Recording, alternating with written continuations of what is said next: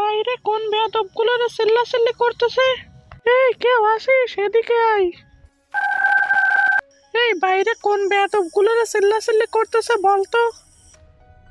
Madam, ছাত্ররা কোটা বিরোধী আন্দোলন করতেছে।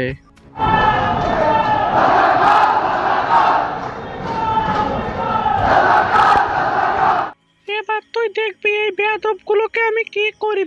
আমার রাইফেলটা দে তো। এই এখন কে কোথায় গেলি? সাহস থাকলে আমার সামনে এসে দাঁড়াতো দেখি।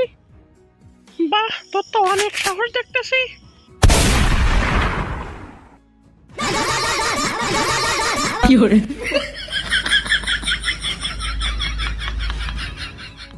মোদিজি, আমি আপনার কাছে চলে এসেছি।